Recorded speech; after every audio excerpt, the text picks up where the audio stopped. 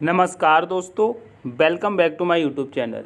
मेरे इस YouTube channel में आप सभी का स्वागत है। दोस्तों, मैं लेके आया हूँ जीके जीएस की क्लास, जो कि आपके किसी भी कॉम्पिटेटिव एग्जाम के लिए अति महत्वपूर्ण रहने वाली है। आप किसी भी कॉम्पिटेटिव एग्जाम की तैयारी करते हैं जिसमें जीके पूछी जाती है, तो उसके लिए यह क्लास आपके लिए अति महत्वपूर्ण रहने वाली है। ठीक है, तो दोस्तों पहले प्रश्न से हम स्टार्ट करते हैं। कह रहा है, अक्टूबर 2022 में ब्रिटेन के पहले भारतीय मूल के प्रधानमंत्री कौन बने थे? बताइए।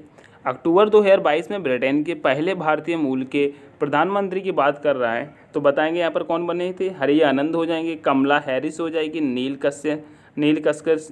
कस्करी हो जाएगी, या फिर दोस्तों ऋषि सुनक हो जाएंगे। तो यहाँ पर कहेंगे दोस्तों जो भारतीय मूल के थे ब्रिटेन के प्रधानमंत्री, वह दोस्तों ऋषि सुनक हैं। कौन है? Rishi Sunak. Option number D हमारा करेक्ट हो जाएगा। नेक्स्ट प्रश्न देखेंगे। नेक्स्ट प्रश्न कह रहा है दोस्तों, निम्न में से कौन सा विकल्प राष्ट्रीय आय की मापन पद्धति का हिस्सा नहीं है? दोस्तों, राष्ट्रीय आय की मापन पद्धति का हिस्सा नहीं है, वह क्या है बताएंगे। आय विधि, उत्पाद विधि, व्यय विधि, या दोस्तों ऋण विधि। यहाँ पर दोस्तों राष्ट्रीय आय की मापन की बात कर रहा है, तो यहाँ पर दोस्तों ऋण विधि आपका नहीं होगा। ठीक है, क्या नहीं होगा? ऋण विधि। तो ऑप्शन नंबर आपका यहाँ पर डी करेक्ट हो जाएगा। ठीक है, नेक्स्ट प्रश्न देखेंगे। नेक्स्ट प्रश्न क्या रहा है दोस्तों, मौर्य काल की भारत में कौन सी गुफाओं को सबसे पुरानी जीवित रॉक कट गुफाएं माना जाता है? दोस्तों, मौर्य काल की भारत में ऐसी कौन सी गुफाएं हैं जिसे सबसे पुरानी जीवित रॉक कट गुफाएं माना गया है? बताएंगे बराबर और नागार्जुनी गुफाएं, बाघ गुफाएं, अजंता और एलोरा की गुफाएं, एलिफेंटा की गुफाएं। बताएंगे कौन सी हो जाएंगी प्रश्न नंबर 3 का। तो कहेंगे यहाँ पर बराबर और नागार्जुनी की गुफाएं। ठीक है, तो ऑप्शन नंबर ए आपका यहाँ पर करेक्ट हो जाता है। इनको दोस्तों सबसे पुरानी जीवित रॉक कट गुफाएं माना गया है। नेक्स्ट प्रश्न देखेंगे।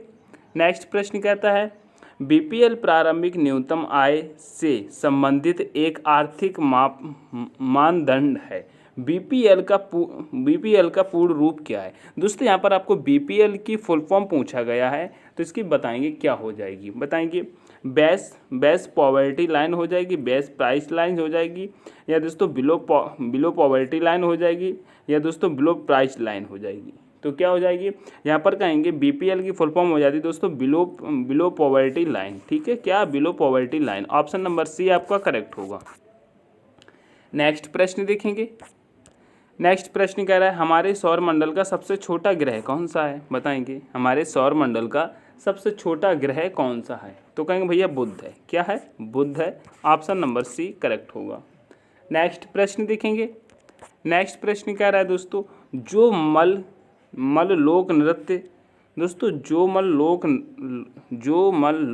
लोक नृत्य किस समुदाय से संबंधित? अच्छा, जो मल लोक नृत्य किस समुदाय से संबंधित है? बताइए।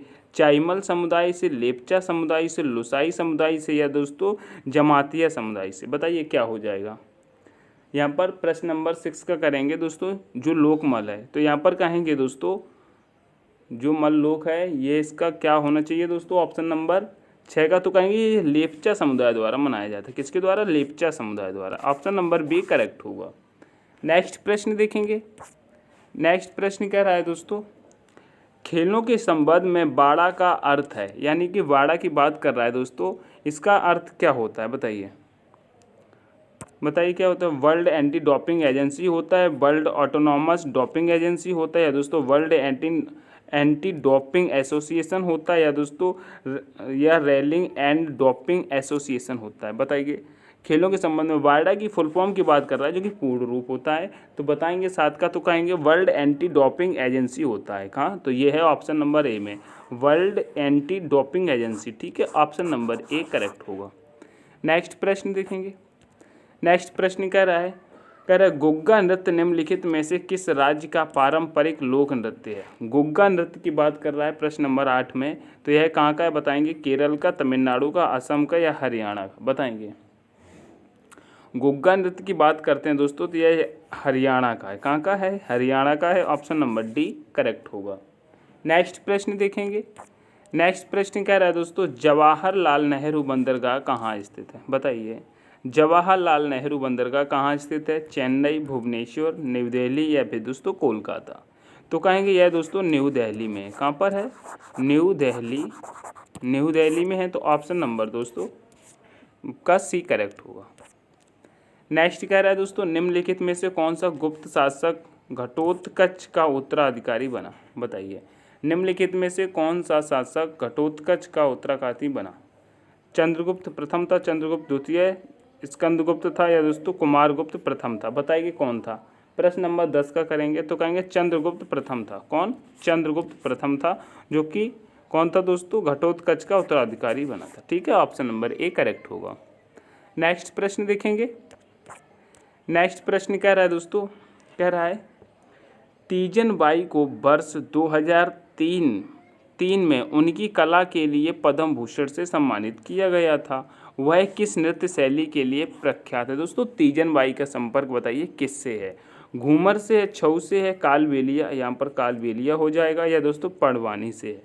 किससे बताएंगे प्रश्न नंबर 11 का? तो कहेंगे भैया ये पड़वानी से संबंधित है। किससे? पड़वानी से संबंधित है, ऑप्शन नंबर डी करेक्ट हो जाएगा। नेक्स्ट प्रश्न देखेंगे। नेक्स्ट प्रश्न कह रहा है निम्नलिखित में से कौन सी पुस्तक स्वामी विवेकानंद द्वारा लिखी गई है? स्वामी विवेकानंद द्वारा कौन सी पुस्तक लिखी गई है बताएंगे? Ancient India, the east and the West, या फिर दोस्तों नो सीक्रेट्स, या दोस्तों रिवर ऑफ स्मोक? क्या हो जाएगा बताइए? स्वामी विवेकानंद की इनमें से कौन सी पुस्तक है? प्रश्न नंबर 12 का करेंगे तो कहेंगे the east and the west. क्या? The east and the west, option number B आपका करेक्ट होता है। नेक्स्ट प्रश्न देखेंगे।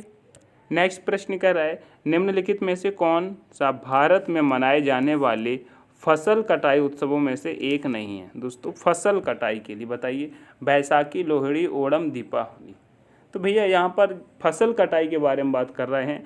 बैसाखी, लोहड़ी, ओणम ये भैया तो मनाए जाते, लेकिन दीपावली का फसल कटाई से कोई संबंध नहीं है, तो ऑप्शन नंबर डी हमारा करेक्ट होता है। ठीक है, नेक्स्ट प्रश्न देखेंगे। नेक्स्ट प्रश्न कह रहा है वेट्टलकर तमिलनाडु में शासक करने वाले चोलों के शिलालेखों में सबसे अधिक बार उल्लेखित कर है। यह कर डैश इस रूप में लिया जाता है? बताइए। जो वेट्टलकर है यह दोस्तों तमिलनाडु में किस लिए लिया जाता है बताएंगे? जबरन मजदूरी करना, अनाज का, या दोस्तों मकान किराया, या दोस्तों भूस्वराज? बताइए। वेट्टलकर तमिलनाडु से संबंधित है जो है दोस्तों, यह कर किससे संबंधित है बताएंगे? प्रश्न नंबर 14 का तो कहेंगे दोस्तों यह जबरन मजदूरी कराना था। क्या? जबरन मजदूरी कराना, तो ऑप्शन नंबर ए करेक्ट हो जाएगा। नेक्स्ट प्रश्न देखते हैं। नेक्स्ट प्रश्न कहते हैं नवंबर 2022 तक लोकसभा के कितने आम चुनाव हो चुके थे? दोस्तों ये आंकड़े आपको याद रखना है, आप सर्च भी कर सकते हैं, सर्च करके इनको बताना करें। तो जैसे नवंबर 2022 तक की बात कर रहा है, लोकसभा के कितने आम चुनाव हो चुके थे? 17, 13, 24 या दोस्तों 10? तो कहेंगे भैया ये 17 हो गए थे। 2022 तक की बात कर रहा हूँ, ठीक है, इतना याद रखना। कितने? 17, तो ऑप्शन नंबर ए आपका करेक्ट होगा। नेक्स्ट प्रश्न देखेंगे।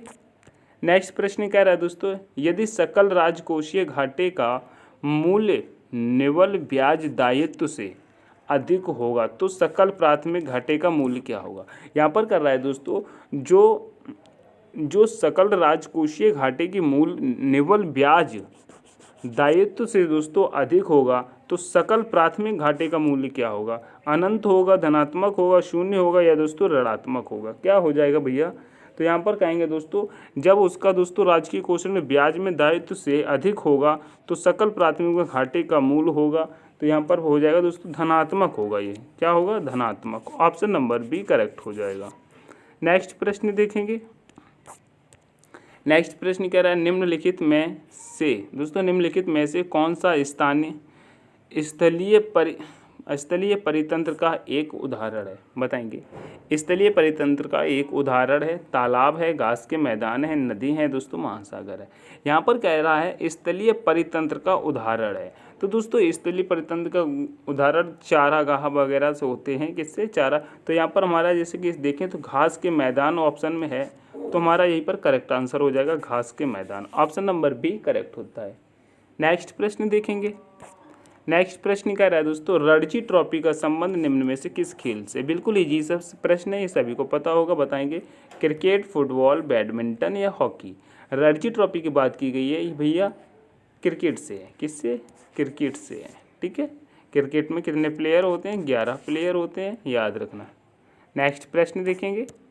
नेक्स्ट प्रश्न क्या रहा है, 2011 की जनगणना के अनुसार निम्न में से किस राज्य का लिंगानुपात सबसे अधिक है? दोस्तों इन 4 राज्यों में से पूछा गया है सबसे अधिक लिंगानुपात किसका है। जो 4 राज्य आपके ऑप्शन में दिए हुए हैं, महाराष्ट्र, मेघालय, मध्य प्रदेश या उत्तर प्रदेश।